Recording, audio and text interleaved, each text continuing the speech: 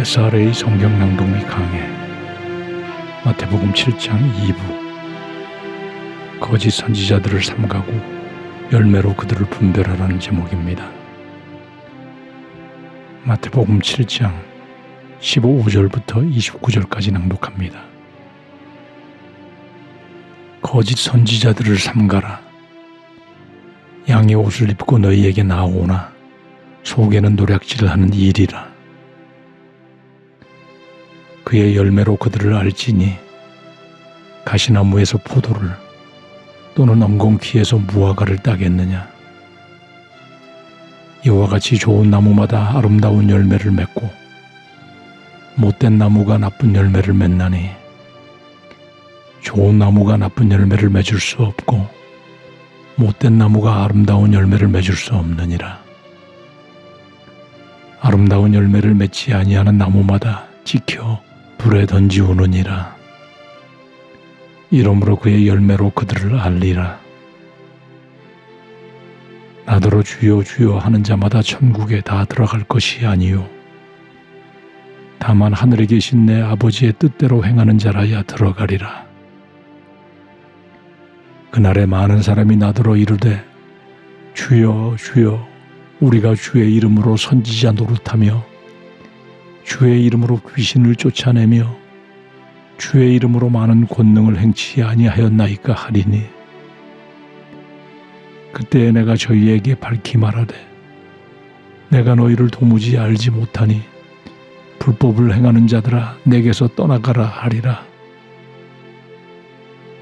그러므로 누구든지 나의 이 말을 듣고 행하는 자는 그 집을 반석 위에 지은 지혜로운 사람 같으리니 비가 내리고 창수가 나고 바람이 불어 그 집에 부딪히되 무너지지 아니하나니 이는 주초를 반석 위에 놓은 연고요 나의 이 말을 듣고 행치 아니하는 자는 그 집을 모래 위에 지은 어리석은 사람 같으리니 비가 내리고 창수가 나고 바람이 불어 그 집에 부딪히매 무너져 그 무너짐이 심하니라.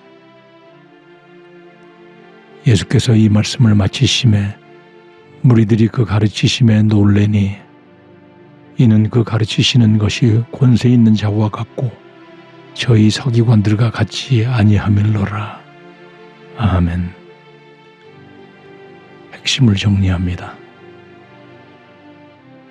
7장 전반부에서 대인관계와 대신관계에 대한 교훈을 말씀하신 후 이제 산상수훈 마지막으로 거짓 선지자들에 대해 경고하십니다. 거짓 선지자들이라고 복수형으로 쓰이므로 거짓 선지자들이 많음을 암시하시는 것입니다. 거짓 선지자들은 사탄의 하수인으로서 하나님의 말씀을 왜곡되게 전하거나 하나님께 받지도 않은 말을 전해 사람을 미혹하는 자들을 말합니다. 거짓 선지자의 특징은 양의 옷을 입고 있는 이리들이라 겉으로 분별할 수 없다는 것입니다. 그리고 그들의 목적과 목표는 노략질하는 이리와 같아 양들을 속이고 약탈하고 영적으로 죽이는 자들입니다. 예수님은 이들이 철저히 위장을 하여 그 정체를 쉽게 알 수 없으니 그 열매로 그들을 분별하라고 가르쳐 주십니다. 여기서 열매는 헬라어로 카르포스로서 영적 영역에서 결과나 유익을 뜻하는 의미로 주로 사용됩니다. 그러므로 예수님은 좋은 나무는 좋은 열매를 맺고 나쁜 나무는 나쁜 열매를 맺는다는 보편적 진리를 통해 참 선지자와 거짓 선지자를 열매로 분별할 수 있음을 가르치시는 것입니다. 좋은 열매, 아름다운 영적 열매는 무엇일까요? 갈라디아서 5장 22, 23절의 성령의 9가지 열매가 아름다운 영적 열매일 것입니다.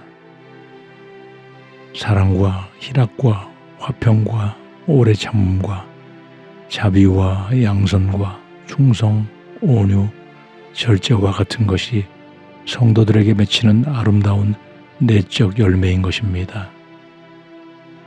그리고 이것들이 외형적으로 나타나는 아름다운 열매에 대해 믿음의 선배들은 행위의 의로움, 진실함, 선함, 경건함, 청렴함, 온유함, 겸손함 등이 좋은 열매가 나타나는 모습이라고 정리합니다.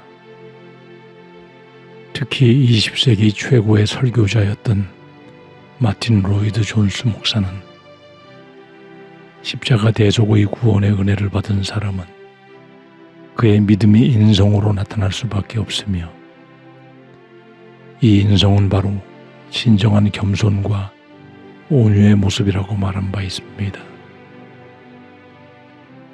그러나 나쁜 열매는 영적으로 성령의 열매와 반대일 것이며 외형적으로는 하나님의 말씀을 세상의 물질주의, 정욕주의, 세속주의, 인본주의, 지식주의, 신비주의 등과 혼합하는 모습이며 이중적이며 교만하고 선동적이며 과격하고 탐욕적이며 자기 의의를 드러내려는 모습으로 정리됩니다. 그리고 그날 곧 심판날에 많은 사람이 주여 주여 우리가 주의 이름으로 선지자 노릇하며 주의 이름으로 귀신을 쫓아내며 주의 이름으로 많은 권능을 행치 아니하였나이까 라고 할 것임을 말씀합니다. 많은 사람으로 표현하셔서 거짓 선지자가 매우 많음을 예고하시는 것입니다. 그리고 그들이 아무리 예수님께 주여 주여 한다고 해도 천국에 다 들어가는 것이 아니고 아버지의 뜻대로 행하는 자가 들어갈 것임을 분명히 하십니다. 아버지의 뜻은 무엇일까요? 요한복음 6장 40절에 내 아버지의 뜻은 아들을 보고 믿는 자마다 영생을 얻는 이것이니 라고 말씀합니다. 가장 중요한 것은 하나님의 뜻대로 즉 예수님을 믿으며 한 것인가가 우선이며 그 다음 하나님의 말씀에 맞게 행하였느냐의 실천적 신앙의 중요성을 말씀하시는 것입니다. 예수님은 심판날에 이들을 도무지 알지 못하며 불법을 행한 자들이라며 떠나가라고 물리치시고 불에 던져지게 됨을 경고하십니다. 이 마태복음 7장 후반부의 말씀은 교회에서 하나님의 일꾼으로 여겨지던 자에게 주어지는 질책이라는 데 큰 심각성이 있는 것입니다. 그리고 산상수훈의 최종 결론격으로 두 건축자의 비유를 말씀하십니다. 반석 위에 집을 지은 지혜로운 사람과 모래 위에 집을 지은 어리석은 건축자의 비유를 말씀하시는 것입니다. 반석은 말씀을 듣고 행하는 것이고 집은 신앙생활의 외형을 말하는 것입니다. 행함이 있는 신앙 고백은 어떤 풍파도 이길 수 있는 견고하고 지혜로운 믿음 생활이고 행함이 없는 신앙 고백과 신앙생활은 죽은 거짓된 신앙 고백이고 풍파에 곧 넘어지는 모래 위에 집을 지은 어리석은 자와 같음을 강조하시는 것입니다. 말씀을 듣고 행하는 실천 신앙의 중요성을 산상수훈의 최종 결론으로 강조하시는 것입니다.